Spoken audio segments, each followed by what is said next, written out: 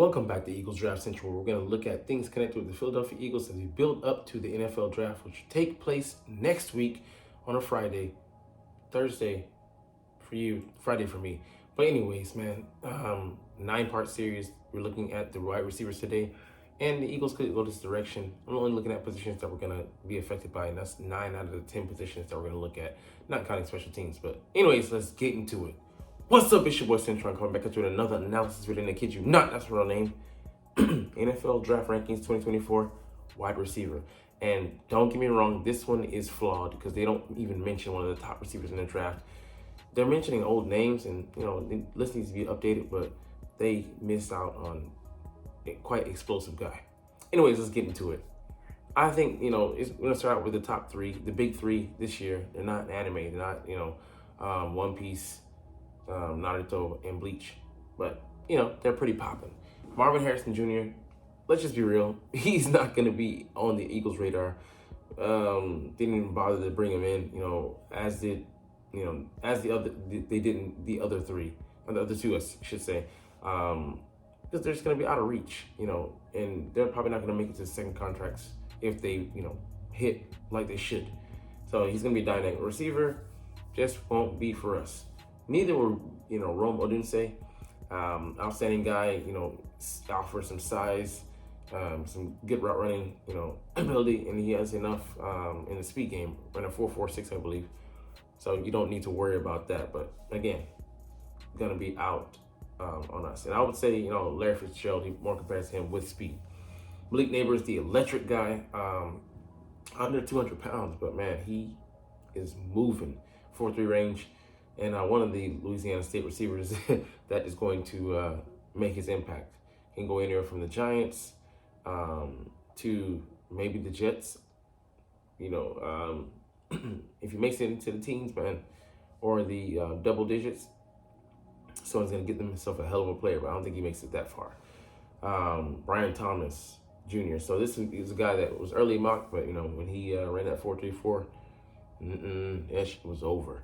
So the Eagles would really be making a statement by going up and drafting him, but I don't think they would be, even if he slips, and I don't think they would be willing to make that move because wide receiver 3 is not going to be a huge contender to get a lot of play in this offense. You're going to be looked at as a spot guy, which is, it could change under Kellen Moore because the wide receiver 3 has, traditionally been a bigger role for him. We'll see, and how they approach the draft will tell us a lot about how they plan to use that position.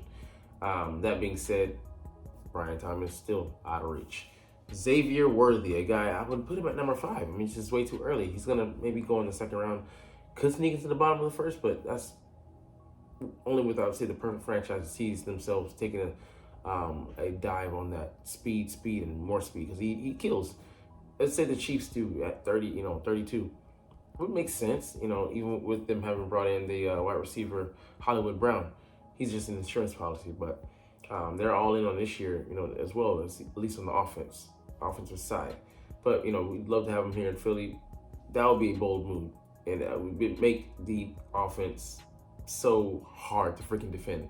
Who's gonna stay with this guy number 1, and then you still have Devontae Smith and AJ Brown to contend with, as well as Dallas Goedert and then Saquon Barkley.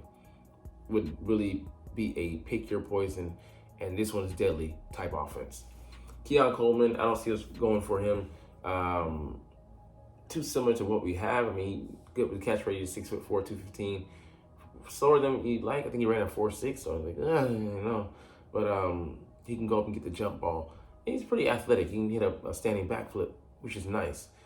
Just won't be in the cards for us. And I think, he's less explosive than Mike Williams, but he might be a more dependable receiver in the pros.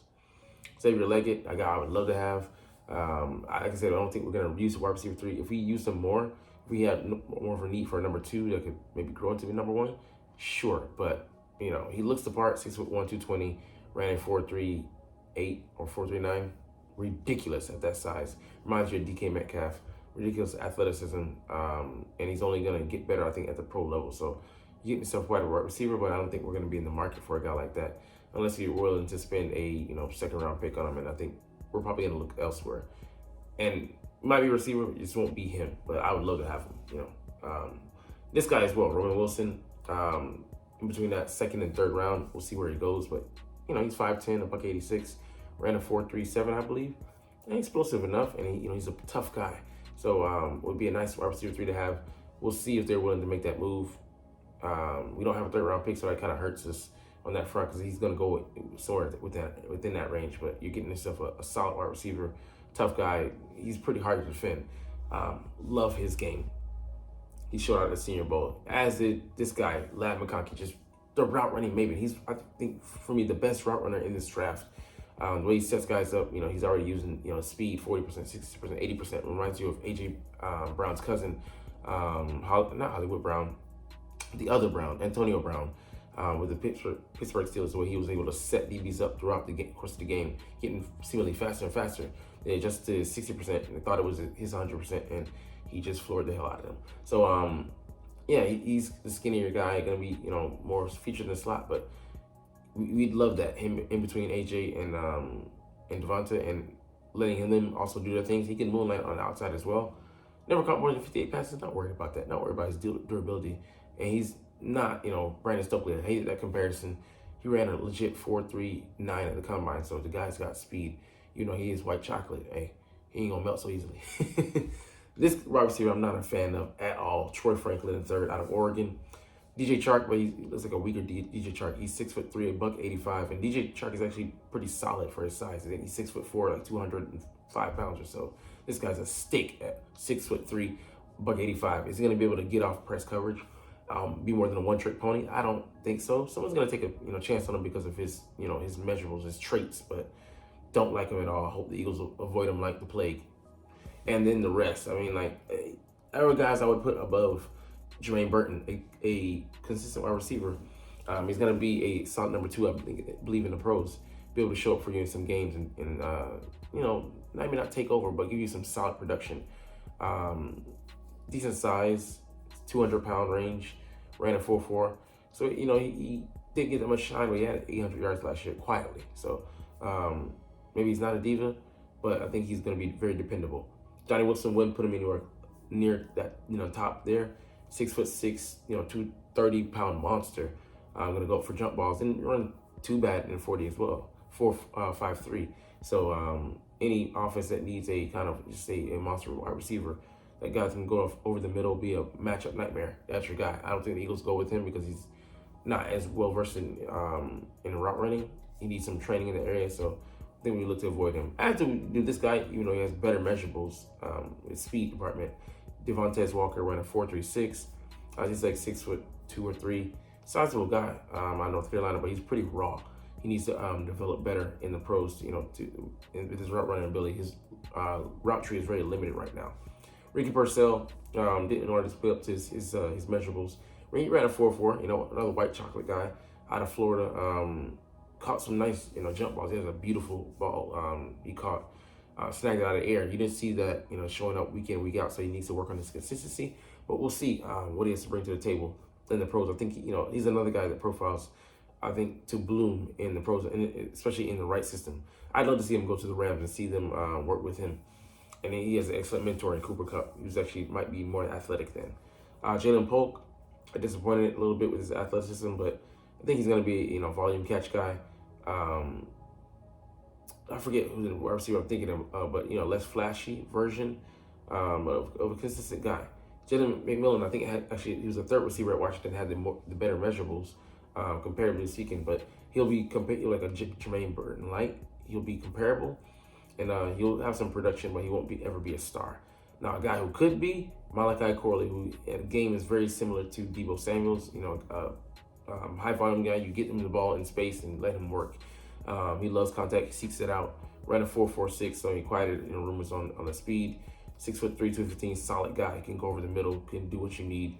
Can be that key cog that keeps the chains moving. So I love him in Philly. So we'll see if probably say to go in that 3rd round range. Except we don't have that pick.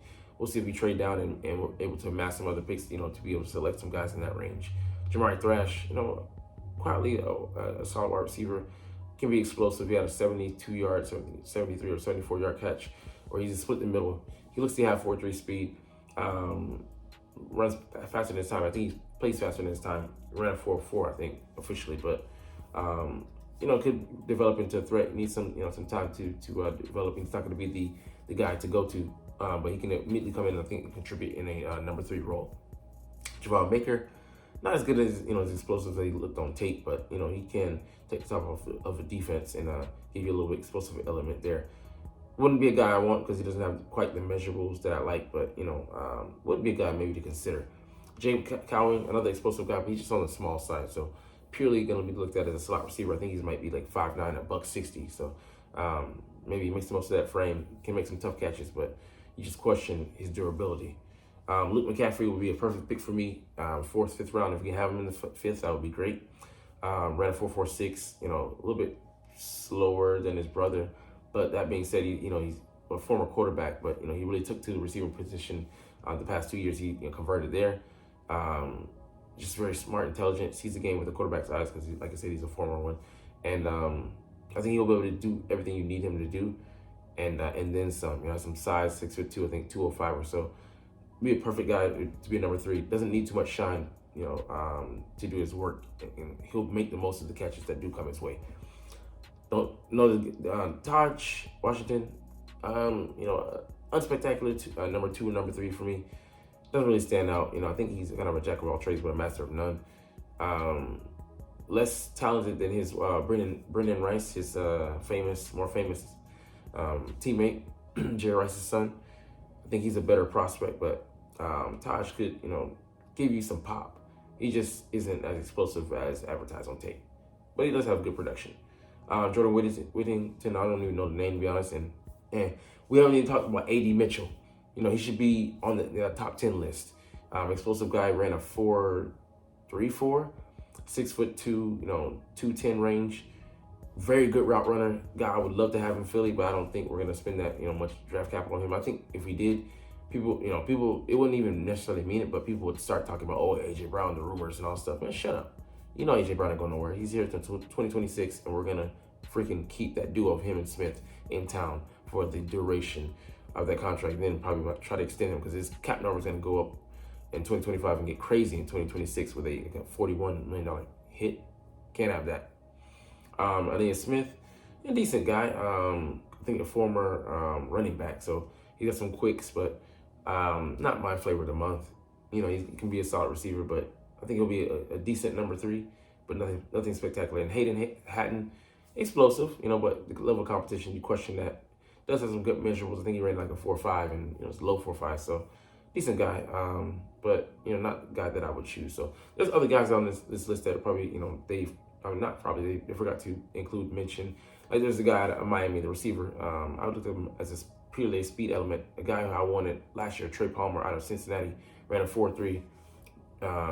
Burned us in the playoffs. Ironically, he plays with the Bucks now. It's a 6th round pick. We could have had him, and we just didn't want to bring anybody. But we'll see how it goes. Anyways, that's all. There's more receivers out there, but don't have time to cover them. But we're gonna get up out of here. But you're not even watching though. But it's all good because I love talking about the Eagles and I love making this video. So we're gonna chunk the deuces officially. But as always, it's fly Eagles fly, and let's motherfucking go. Like, comment, share, subscribe Thanks for watching. Check me out at Cintron Anime, Cintron Life, or Cintron Laughs, or other social media.